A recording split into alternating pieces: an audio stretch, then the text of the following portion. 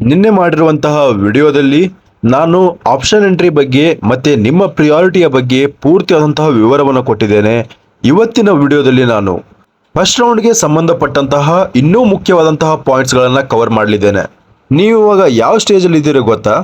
Already ನೀವು verification ಸ್ಲಿಪ್ಪನ್ನು download ಮಾಡಿಕೊಂಡು option ಎಂಟ್ರಿಗಳನ್ನು ಮಾಡಿಬಿಟ್ಟಿದ್ದೀರಾ. ಅದಕ್ಕಾಗಿ ನೀವು ಸ್ಟೇಜ್ 2 ಅಲ್ಲಿ ಇದ್ದೀರಾ. ನಿಮ್ಮ ಮುಂದಿನ ಪ್ರೊಸೆಸ್ ಏನಂದ್ರೆ ಮಾಕ್ ಅಲಾಟ್ಮೆಂಟ್ ರಿಸಲ್ಟ್. ಈ ಒಂದು ಮಾಕ್ ರಿಸಲ್ಟ್ ನ ಬಗ್ಗೆ ಪೂರ್ತಿಯಾದಂತಹ ವಿವರವನ್ನ ನಾನು ನಿನ್ನೆ ವಿಡಿಯೋದಲ್ಲಿ ಕೊಟ್ಟಿದ್ದೇನೆ. ಇನ್ನೂ ನೀವು ಆ ವಿಡಿಯೋನ ನೋಡಿಲ್ಲ ಅಂದ್ರೆ ಕೂಡಲೇ ಆ ವಿಡಿಯೋನ ನೋಡ್ಕೊಂಡು ಬನ್ನಿ.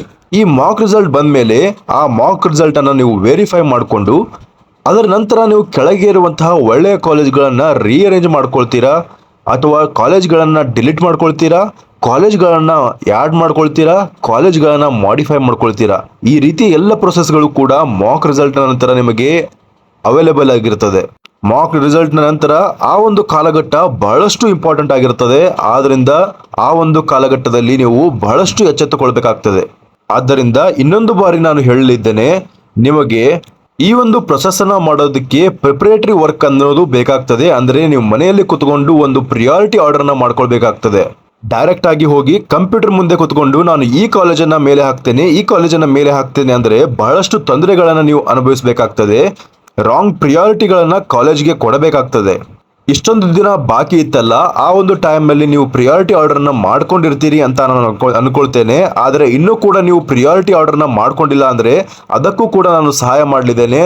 ನಾನು ಮಾಡಿರುವಂತಹ ಪರ್ಫೆಕ್ಟ್ ಆಗಿರುವಂತಹ ಪ್ರಿಯಾರಿಟಿ ಆರ್ಡರ್ ಯಾವ ರೀತಿ ಇದೆ ಅಂದರೆ ಅದರಲ್ಲಿ patient flow, academic, campus area ಯಾವ ರೀತಿ ಇದೆ, ಎಲ್ಲ ರೀತಿಯ ಫ್ಯಾಕ್ಟರ್ಸ್ಗಳನ್ನು ಕನ್ಸಿಡರ್ ಮಾಡಿ ಒಂದು ಪರ್ಫೆಕ್ಟ್ ಆಗಿರುವಂತಹ ಪ್ರಿಯಾರಿಟಿ ನಾನು ಮಾಡಿರುತ್ತೇನೆ. ಅದನ್ನು ನೀವು ತೆಗೆದುಕೊಳ್ಬೇಕು. ಪರ್ಚೇಸ್ ಮಾಡಬೇಕಂದ್ರೆ ಕೆಳಗೆ ಕಾಣಿಸುತ್ತಿರುವಂತಹ ನಂಬರ್ಗೆ ವಾಟ್ಸಪ್ ಮೂಲಕ ನನಗೆ ಪ್ರಿಯಾರಿಟಿ ಆರ್ಡರ್ ಬೇಕಂತ ಮೆಸೇಜ್ ಮಾಡಿದರೆ ನಿಮಗೆ ಖಂಡಿತವಾಗಿ ಆ ಅಮೌಂಟನ್ನು ತೆಗೆದುಕೊಂಡು ನಿಮ್ಮ ಪ್ರಿಯಾರಿಟಿ ಆರ್ಡರ್ನ ನಿಮಗೆ ಕೊಡ್ತೇವೆ. ಅದನ್ನು ನೋಡಿಕೊಂಡು ನೀವು ಪ್ರಿಯಾರಿಟಿ ಆರ್ಡರ್ನ ನೋಡಿಕೊಂಡು ನಿಮ್ಮ ಆಪ್ಷನ್ ಎಂಟ್ರಿನ ಮಾಡ್ಕೊಳ್ಬೇಕು.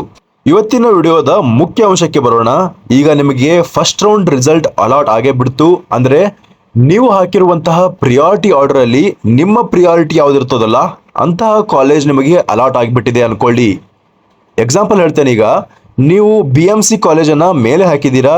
ಆ ಕಾಲೇಜ್ ನೀವು ಟಾಪ್ ರ್ಯಾಂಕ್ ಅನ್ನು ಹೊಂದಿರೋದ್ರಿಂದ ನಿಮಗೆ ಆ ಕಾಲೇಜ್ ಅಲಾಟ್ ಆಗಿಬಿಟ್ಟಿದೆ. ಅವಾಗ ನಿಮಗೆ 4 ಆಪ್ಷನ್ಸ್ಗಳು ಇರ್ತವೆ. ಅದು ಏನು ಆಪ್ಷನ್ಸ್ಗಳು ಅಂದರೆ ಚಾಯ್ಸ್ ಎಂಟ್ರಿ ಅಂತ ಅದಕ್ಕೆ ಕರೀತಾರೆ. ನೀವು KEA ಕೌನ್ಸಿಲಿಂಗ್ ಅಲ್ಲಿ ಚಾಯ್ಸ್ ಎಂಟ್ರಿ ಅಂದ್ರೆ ಬೇರೆ, ಆಪ್ಷನ್ ಎಂಟ್ರಿ ಅಂದ್ರೆ ಬೇರೆ. ಆಪ್ಷನ್ ಎಂಟ್ರಿ ಅಂದ್ರೆ ನೀವು ಈಗ ಏನು ಮಾಡ್ತಿದ್ದೀರಾ, ಆಪ್ಷನ್ಸ್ ಗಳನ್ನ ಹಾಕೋದು, ಕಾಲೇಜ್ಗಳನ್ನ ಹಾಕೋದು, ಅದು ಆಪ್ಷನ್ ಎಂಟ್ರಿ ಆಗಿರ್ತದೆ. ಆದ್ರೆ ಚಾಯ್ಸ್ ಎಂಟ್ರಿ ಅಂದ್ರೆ ಇದಕ್ಕೆ ಪೂರ್ಣವಾಗಿ ಅದು ಬೇರೆಯ ಮೀನಿಂಗ್ ಅನ್ನ ಹೊಂದಿದೆ.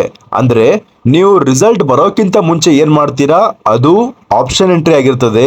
ರಿಸಲ್ಟ್ ಬಂದ ಮೇಲೆ ಏನ್ ಮಾಡ್ತೀರಾ ಅದು ಚಾಯ್ಸ್ ಎಂಟ್ರಿ ಆಗಿರ್ತದೆ. ಆಯ್ತು ಬಿಡಿ, ನನಗಂತೂ ಅರ್ಥ ಆಗಿ ಹೋಗಿದೆ. ಈಗ ಆಪ್ಷನ್ ಎಂಟ್ರಿ ಅಂದ್ರೆ ಏನು, ಚಾಯ್ಸ್ ಎಂಟ್ರಿ ಅಂದ್ರೆ ಏನು ನನಗೆ ಅರ್ಥ ಆಗಿದೆ. ಆದರೆ ಈ ಚಾಯ್ಸ್ ಎಂಟ್ರಿಗಳ ಬಗ್ಗೆ ಪೂರ್ತಿಯಾದಂಥ ಮಾಹಿತಿಯನ್ನು ಕೊಡ್ತೀರಾ ಅಂತ ಕೇಳಿದ್ರೆ ಅದರ ಬಗ್ಗೆ ಹೇಳಲಿಕ್ಕೆ ಹೋಗ್ತಿದ್ದೇನೆ. ನೋಡಿ, ಈಗ ನಿಮಗೆ ಒಂದು ಕಾಲೇಜ್ ಅಲಾಟ್ ಆಗಿದೆ. ಎಕ್ಸಾಂಪಲ್ ಹೇಳ್ತಾ ಇರೋದು ನಾನು, ಒಂದು ಕಾಲೇಜ್ ಎಕ್ಸಾಂಪಲ್ ತಿಳ್ಕೊಳ್ಳಿ. ನಿಮಗೆ ಒಂದು ಪ್ರೈವೇಟ್ ಕಾಲೇಜ್ನಲ್ಲಿ ಅಲಾಟ್ ಆಗಿದೆ. Example Shamanur Shivashankarappa college allot ಆಗಿದೆ ಅನ್ಕೊಳ್ಳಿ. ನಾನು ಮೂಲತಃ ದಾವಣಗೆರೆ ಡಿಸ್ಟಿಕ್ ಅವನಾಗಿದ್ದೇನೆ. ನನಗೆ ಶಾಮನೂರು ಶಿವಶಂಕರಪ್ಪ 100% ಇಷ್ಟ ಆಗಿಬಿಟ್ಟಿದೆ. I am happy with the Shamanur Shivashankarappa Davanagere college. ಅವಾಗ ನಾನು ಏನು ಮಾಡ್ತೇನೆ ಅಂದರೆ ನನಗೆ ಇಷ್ಟವಾದಂತಹ ಕಾಲೇಜು ಕೂಡ ಶಾಮನೂರು ಶಿವಶಂಕರಪ್ಪ ಕಾಲೇಜು, ನನಗೆ ಅಲಾಟ್ಮೆಂಟ್ ಆಗಿದ್ದ ಕಾಲೇಜು ಕೂಡ ಶಾಮನೂರು ಶಿವಶಂಕರಪ್ಪ ಕಾಲೇಜು. ಆ ಕಾಲೇಜಿನ ಬಗ್ಗೆ ನಾನು ಪೂರ್ತಿಯಾಗಿ ಹ್ಯಾಪಿ ಆಗಿದ್ದೇನೆ. ನನಗೆ ಅಲಾಟ್ ಆಗಿರುವಂತಹ ಕೋರ್ಸ್ ಮತ್ತೆ ಕಾಲೇಜಿನ ಬಗ್ಗೆ ಪೂರ್ತಿಯಾಗಿ ಹ್ಯಾಪಿ ಆಗಿದ್ದೇನೆ. ಅವಾಗ ನಾನು ಏನು ಮಾಡ್ತೇನೆ ಅಂದರೆ ಚಾಯ್ಸ್ 1 ಅನ್ನು ಒತ್ತಿ ನಾನು ಹಿಂದೆ ಮುಂದೆ ನೋಡ್ದೇನೆ ಅಡ್ಮಿಷನ್ ಅನ್ನು ತಗೊಳ್ಳೋದಕ್ಕೆ ಹೋಗ್ತೇನೆ. ಆ ಕಾಲೇಜ್ನ ಫೀಸನ್ನು ತುಂಬ್ತೇನೆ. ಅಷ್ಟೇ ಅಲ್ಲದೆ ನಾನು ಮುಂದಿನ ರೌಂಡ್ಗಳಲ್ಲಿ ಅಂದರೆ KEA ನಡೆಸುವಂತಹ ಕೌನ್ಸಿಲಿಂಗ್ಗಳಲ್ಲಿ ಅಥವಾ MCC ನಡೆಸುವಂತಹ ಕೌನ್ಸಿಲಿಂಗ್ಗಳಲ್ಲಿ ನಾನು ಪಾರ್ಟಿಸಿಪೇಟ್ ಮಾಡೋದಕ್ಕೆ ಹೋಗೋದಿಲ್ಲ. ನಾನು ಕೇವಲ KCETಯ ಒಂದು ನೀಟ್ MBBSನ ಒಂದು ಸೀಟನ್ನು ತೆಗೆದುಕೊಂಡು ನಾನು ಕಾಲೇಜಿಗೆ ಹೋಗಿ ಅಡ್ಮಿಷನ್ ಅನ್ನು ತೆಗೆದುಕೊಂಡು ಬಿಡ್ತೇನೆ. ಮುಂದಿನ ಯಾವುದೇ ಕೌನ್ಸಿಲಿಂಗಲ್ಲಿ ಯಾವುದೇ ರೌಂಡ್ಗಳಲ್ಲಿ ನಾನು ಪಾರ್ಟಿಸಿಪೇಟ್ ಮಾಡೋದಿಲ್ಲ ಅನ್ನೋದಾದರೆ ನೀವು ಖಂಡಿತವಾಗಿ ಚಾಯ್ಸ್ 1 ಅನ್ನ ಮೊದಲನೇ ರೌಂಡಲ್ಲೇ ನೀವು ಎಂಟ್ರಿ ಮಾಡಿ ಕಾಲೇಜನ್ನು ತೆಗೆದುಕೊಂಡು ಹೋಗ್ಬೋದಾಗಿರ್ತದೆ. ಹಾಗಾದರೆ ಚಾಯ್ಸ್ 2 ಅಂದ್ರೇನು? ಚಾಯ್ಸ್ 2 ಅಂದರೆ ಈಗ ನನಗೊಂದು ಕಾಲೇಜ್ ಅಲಾಟ್ ಆಗಿಬಿಟ್ಟಿದೆ. ಎಕ್ಸಾಂಪಲ್ ಅದೇ ಹಿಡ್ಕೊಳ್ಳೋಣ, ಶಾಮನೂರು ಶಿವಶಂಕರಪ್ಪ ಕಾಲೇಜ್ ಅಲಾಟ್ ಆಗಿದೆ. ನಾನು ದಾವಣಗೆರೆ ಡಿಸ್ಟಿಕ್ ಅವನಾಗಿದ್ದೇನೆ. ನನಗೆ ಶಾಮನೂರು ಶಿವಶಂಕರಪ್ಪ ಕಾಲೇಜ್ ಬೇಡ, ಯಾಕಂದರೆ ಅದು ಹಳ್ಳಿಯಲ್ಲಿದೆ. ಪೇಷಂಟ್ ಫ್ಲೋ ಕೂಡ ಈ ಒಂದು ಕಾಲೇಜ್ನಲ್ಲಿ ಕಡಿಮೆ ಇದೆ. JJMಗೆ ಕಂಪೇರ್ ಮಾಡಿದ್ರೆ ಅಂದ್ರೆ JJM ಮೆಡಿಕಲ್ ಕಾಲೇಜ್ ದಾವಣಗೆರೆಯಲ್ಲಿದೆ ಅಲ್ಲ, ಆ ಕಾಲೇಜ್ ನನಗೆ ಸಿಕ್ಕರೆ ಚೆನ್ನಾಗಿರ್ತದೆ ಅಂತ ನೀವೇನಾದ್ರೂ ಅನ್ಕೊಳ್ತಾ ಇದ್ರೆ ಆ ಒಂದು ಕಾಲೇಜ್ ಶಾಮನೂರು ಶಿವಶಂಕರಪ್ಪ ಕಾಲೇಜ್ಗಿಂತ ಮೇಲೆ ಇಟ್ಟಿದ್ದೇನೆ ನಾನು ಆಪ್ಷನ್ ಎಂಟ್ರಿಯಲ್ಲಿ.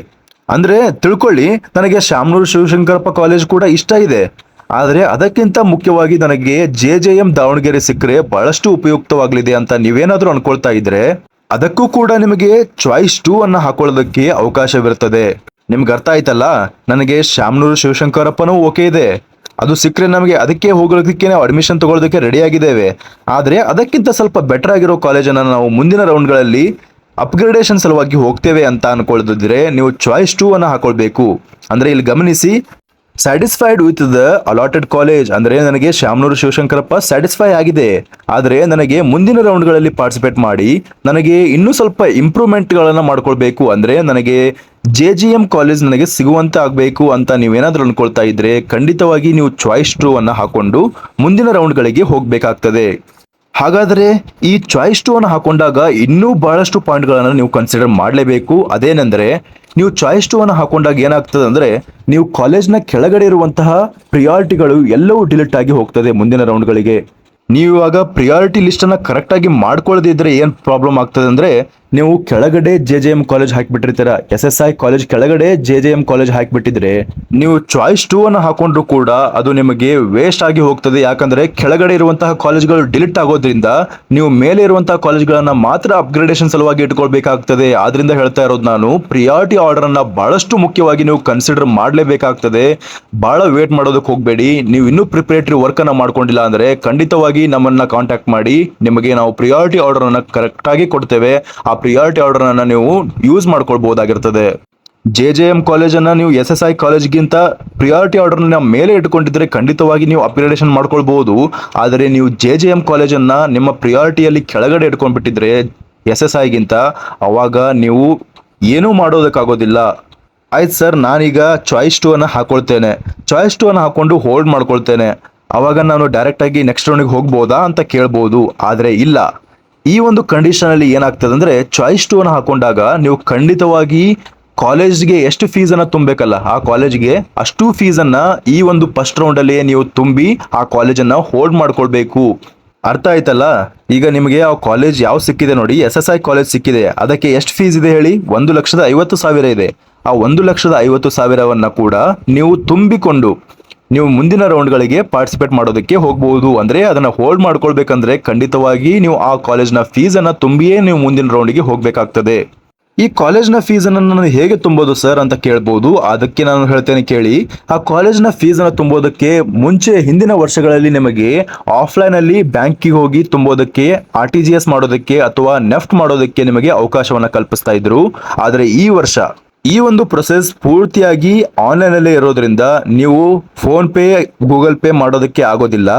ಅದನ್ನ ಹೊರತುಪಡಿಸಿದ್ರೆ ನೆಟ್ ಬ್ಯಾಂಕಿಂಗ್ ಅನ್ನ ಮಾಡಬಹುದು, ಮತ್ತೆ ಡೆಬಿಟ್ ಕಾರ್ಡ್ ಅನ್ನ ಯೂಸ್ ಮಾಡಬಹುದು, ಕ್ರೆಡಿಟ್ ಕಾರ್ಡ್ ಅನ್ನ ಯೂಸ್ ಮಾಡಿಕೊಂಡು ನೀವು ಪೇಮೆಂಟ್ ಅನ್ನ ಮಾಡಬಹುದಾಗಿರ್ತದೆ.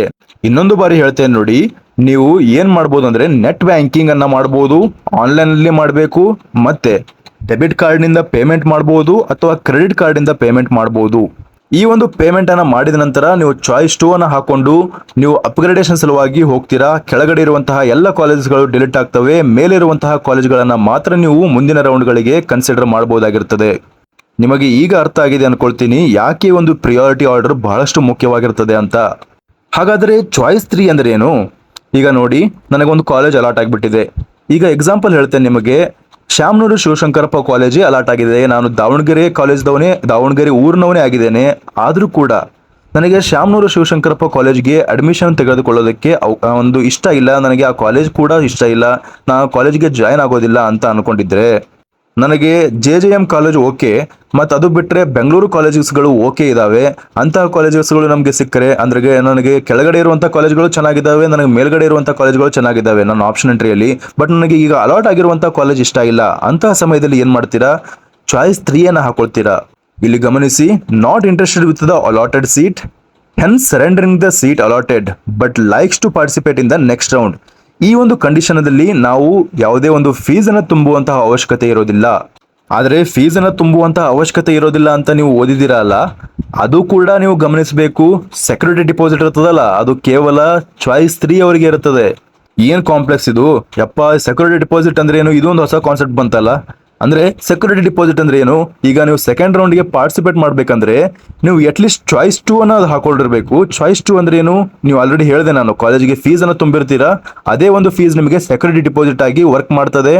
ಅದೇ ಚಾಯ್ಸ್ 3 ಅನ್ನ ತೆಗೆದುಕೊಂಡಿದ್ರೆ ನೀವು 1,00,000 ರೂಪೀಸ್ ಅನ್ನ ಸೆಕ್ಯೂರಿಟಿ ಡಿಪಾಸಿಟ್ ಅಂತ ತುಂಬಲೇಬೇಕು. ಅದು ನಿಮಗೆ ಸೆಕೆಂಡ್ ರೌಂಡ್ಗಿಂತ ಮುಂಚೆ ತುಂಬಿಸ್ಕೊಳ್ತಾರೆ. ಇಷ್ಟೇ ನೋಡಿ, ಚಾಯ್ಸ್ 3 ಅಂದ್ರೆ ಏನು, ನಿಮಗೆ ಅಲಾಟ್ ಆಗಿರುವಂತಹ ಕಾಲೇಜ್ ಡಿಲೀಟ್ ಆಗಿಬಿಡ್ತದೆ. ಅದರ ಕೆಳಗಿರುವಂತಹ ಕಾಲೇಜ್ಗಳು ನಿಮಗೆ ಆಪ್ಷನ್ ಇರ್ತವೆ, ಮೇಲೆ ಇರುವಂತಹ ಕಾಲೇಜ್ ಕೂಡ ಆಪ್ಷನ್ ಇರ್ತವೆ ಸೆಕೆಂಡ್ ರೌಂಡ್ಗೆ. ಆದರೆ ನೀವು ಯಾವ ಕಾಲೇಜನ್ನ ಡಿಲೀಟ್ ಮಾಡ್ಕೊಂಡಿರ್ತೀರೋ, ಅಂದ್ರೆ ಯಾವ ಕಾಲೇಜನ್ನ ನೀವು ಚಾಯ್ಸ್ 3 ಅನ್ನ ಹಾಕೊಂಡು ಡಿಲೀಟ್ ಮಾಡ್ಕೊಂಡಿರ್ತೀರೋ ಆ ಕಾಲೇಜ್ ನಿಮಗೆ ಮುಂದಿನ ರೌಂಡ್ಗಳಿಗೆ ಅವೈಲೇಬಲ್ ಆಗಿರೋದಿಲ್ಲ. ಈ ಚಾಯ್ಸ್ 3 ಅನ್ನ ನೀವು ಹಾಕಿದಾಗ ಯಾವುದೇ ಫೀಸ್ ಅನ್ನು ತುಂಬುವಂತಹ ಅವಶ್ಯಕತೆ ಇರೋದಿಲ್ಲ. ಆದರೆ ಸೆಕ್ಯೂರಿಟಿ ಡಿಪಾಸಿಟ್ ತುಂಬಬೇಕಾದಂತಹ ಸಮಯದಲ್ಲಿ ನೀವು ಖಂಡಿತವಾಗಿ ಸೆಕ್ಯೂರಿಟಿ ಡಿಪಾಸಿಟ್ ಅನ್ನ ತುಂಬಿಯೇ ಮುಂದಿನ ರೌಂಡ್ಗಳಿಗೆ ಪಾರ್ಟಿಸಿಪೇಟ್ ಮಾಡಬಹುದು. ಹಾಗಾದ್ರೆ ಚಾಯ್ಸ್ 4 ಅಂದ್ರೇನು, ನನಗೆ ಈ ಕಾಲೇಜ್ ಕೂಡ ಇಷ್ಟ ಇಲ್ಲ, ಈ ಕೋರ್ಸ್ಗಳು ಕೂಡ ಇಷ್ಟ ಇಲ್ಲ, ನನಗೆ ಈ ವರ್ಷ ಕೌನ್ಸಿಲಿಂಗ್ ಅಲ್ಲಿ ಪಾರ್ಟಿಸಿಪೇಟ್ ಮಾಡೋದಕ್ಕೆ ಇಷ್ಟ ಇಲ್ಲ, ನಾನು ಈ ವರ್ಷ ಪಾರ್ಟಿಸಿಪೇಟ್ ಮಾಡಿದ್ರು ಕೂಡ ನನಗೆ 12 ಲಕ್ಷ ಅಥವಾ ಪೇಮೆಂಟ್ ಸೀಟ್ಗಳು ಸಿಗೋದ್ರಿಂದ ನಾನು ಈ ವರ್ಷ ಕೌನ್ಸಿಲಿಂಗ್ ಅಲ್ಲಿ ಪಾರ್ಟಿಸಿಪೇಟೇ ಮಾಡೋದಿಲ್ಲ. ಮಾಡ್ತೇನೆ, ಒಂದು ಫಸ್ಟ್ ರೌಂಡ್ನ ಸುಮ್ಮನೆ ಚೆಕ್ ಮಾಡ್ಕೊಳ್ತೇನೆ, ಚೆಕ್ ಮಾಡ್ಕೊಂಡ ನಂತರ ನಾನು ಎಕ್ಸಿಟ್ ಆಗಿಬಿಡ್ತೇನೆ ಅಂತ ಒಂದು ಮೆಂಟಾಲಿಟಿ ನಿಮ್ಗೆ ಏನಾದರೂ ಇದ್ರೆ, ಅಂದ್ರೆ ನಾನು ಈ ಕೌನ್ಸಿಲಿಂಗ್ ಇಂದ ಹೊರಗಡೆ ಬಂದ್ಬಿಡ್ತೇನೆ ಅಂತ ಅನ್ಕೊಂಡಿದ್ರೆ, ಅವಾಗ ನೀವು ಏನ್ ಮಾಡ್ಕೊಳ್ಬಹುದು ಅಂದ್ರೆ ಚಾಯ್ಸ್ 4 ಅನ್ನ ಹಾಕೊಂಡು ಪೂರ್ತಿಯಾದಂತಹ ಕೌನ್ಸಿಲಿಂಗ್ ಇಂದ ಹೊರಗಡೆ ಬಂದ್ಬಿಟ್ರೆ ಸೇಫ್ ಎಕ್ಸಿಟ್ ಆಗಿಬಿಡ್ತೀರಾ. ಅಂದ್ರೆ ನೀವು ಯಾವುದೇ ದುಡ್ಡನ್ನ ಅಮೌಂಟ್ ಅನ್ನ ಪೇ ಮಾಡುವಂತಹ ಅವಶ್ಯಕತೆ ಇರೋದಿಲ್ಲ, ಸೇಫ್ ಎಕ್ಸಿಟ್ ಆಗಿಬಿಡ್ತೀರಾ, ಈ ಕೌನ್ಸಿಲಿಂಗ್ ಇಂದ ಹೊರಗಡೆ ಬಂದ್ಬಿಡ್ತೀರಾ. ಈ 4 ಚಾಯ್ಸ್ಗಳಲ್ಲಿ ನೀವು ಯಾವುದಾದ್ರೂ ಒಂದನ್ನ ಚೂಸ್ ಮಾಡ್ಕೊಳ್ಬೇಕಾಗ್ತದೆ ನಿಮಗೆ ಸೀಟ್ ಅಲಾಟ್ಮೆಂಟ್ ಆದಾಗ. ಅಕಸ್ಮಾತ್ ಸೀಟ್ ಅಲಾಟ್ ಆಗಿಬಿಟ್ಟಿದೆ ನನಗೆ, ಆ ಕಾಲೇಜ್ಗೆ ನಾನು ಚಾಯ್ಸ್ ಎಂಟ್ರಿಯನ್ನ ಮಾಡೋದಕ್ಕೆ ಹೋಗೋದಿಲ್ಲ, ನಾನು ಮುಂದಿನ ಪ್ರೊಸೆಸ್ಗಳನ್ನ ಮಾಡೋದಕ್ಕೆ ಹೋಗೋದಿಲ್ಲ, ಅಂತಹ ನೆಗ್ಲಿಜೆನ್ಸ್ ಅನ್ನ ನೀವು ತೋರಿಸ್ಕೊಂಡ್ರೆ ಅದಕ್ಕೆ ತಕ್ಕಂತಹ ಪ್ರತಿಫಲವನ್ನ ಕೂಡ ನೀವು ಅನುಭವಿಸಬೇಕಾಗ್ತದೆ. ಎಕ್ಸಾಂಪಲ್ ಆಗಿ ಹೇಳ್ತಾ ಇದ್ದೇನೆ, ನನಗೀಗ ಒಂದು ಕಾಲೇಜ್ ಅಲಾಟ್ ಆಗಿದೆ, ಅದೇ ಕಾಲೇಜನ್ನು ಕನ್ಸಿಡರ್ ಮಾಡೋಣ, ಶಾಮನೂರು ಶಿವಶಂಕರಪ್ಪ ಕಾಲೇಜ್ ಅಲಾಟ್ ಆಗಿದೆ. ಆ ಕಾಲೇಜ್ಗೆ ನಾನು ಚಾಯ್ಸ್ ಎಂಟ್ರಿಯನ್ನ ಮಾಡೋದಿಲ್ಲ, ಚಾಯ್ಸ್ 1 ಅನ್ನ ಹಾಕೋದಿಲ್ಲ, ಚಾಯ್ಸ್ 2 ಅನ್ನ ಹಾಕೋದಿಲ್ಲ, ಚಾಯ್ಸ್ 3 ಹಾಕೋದಿಲ್ಲ, ಚಾಯ್ಸ್ 4 ಹಾಕೊಂಡು ಎಕ್ಸಿಟ್ ಮಾಡ್ಕೊಳ್ಳೋದಿಲ್ಲ. ಅಂತಹ ಸಮಯದಲ್ಲಿ ನಿಮ್ಮ ನೆಗ್ಲಿಜೆನ್ಸ್ಗೆ ನೀವು ಆ ಸಮಯದಲ್ಲಿ ಈ ಒಂದು ಕೌನ್ಸಿಲಿಂಗ್ ಇಂದ ನಿಮ್ಮನ್ನ ಪೂರ್ತಿಯಾಗಿ ಹೊರಗಡೆ ಹಾಕಿ ಬಿಡ್ತಾರೆ. ನೀವು ಚಾಯ್ಸ್ ಎಂಟ್ರಿಯನ್ನ ಮಾಡದೇ ಇದ್ರೆ ಈ ಒಂದು ಕೌನ್ಸಿಲಿಂಗ್ ಇಂದ ನೀವು ಪೂರ್ತಿಯಾಗಿ ಎಕ್ಸಿಟ್ ಆಗಿಬಿಡ್ತೀರಿ. ಕೆಇಎ ನಡೆಸುವಂತಹ ಈ ವರ್ಷದ ಕೌನ್ಸಿಲಿಂಗ್ ಅಲ್ಲಿ ನೀವು ಪಾರ್ಟಿಸಿಪೇಟ್ ಮಾಡೋದಕ್ಕೆ ಅರ್ಹರಾಗಿರೋದಿಲ್ಲ. ಆದ್ದರಿಂದಲೇ ಹೇಳೋದು, ಕಾಲೇಜ್ ಅಲಾಟ್ ಆದ್ಮೇಲೆ ನೀವು ಸುಮ್ಮನೆ ಮನೆಯಲ್ಲಿ ಕೈ ಕಟ್ಟಿಕೊಂಡು ಕುಳಿತುಕೊಳ್ಳೋದಲ್ಲ, ಈ 4 ಚಾಯ್ಸಸ್ಗಳಲ್ಲಿ ಯಾವುದಾದ್ರೂ ಒಂದು ಚಾಯ್ಸ್ಗಳನ್ನ ನೀವು ಖಂಡಿತವಾಗಿ ಸೆಲೆಕ್ಟ್ ಮಾಡ್ಕೊಳ್ಳೇಬೇಕಾಗ್ತದೆ ಕಾಲೇಜ್ ಸಿಕ್ಕ ಮೇಲೆ. ಇದಿಷ್ಟಾಗಿತ್ತು ಈವರೆಗಿನ ಮಾಹಿತಿ. ಈ 4 ಚಾಯ್ಸಸ್ಗಳ ಬಗ್ಗೆ ಪೂರ್ತಿಯಾದಂತಹ ನಾಲೆಡ್ಜ್ ಅನ್ನ ನೀವು ಪಡೆದುಕೊಂಡಿದ್ದೀರಿ ಅಂತ ಅನ್ಕೊಳ್ತೇನೆ.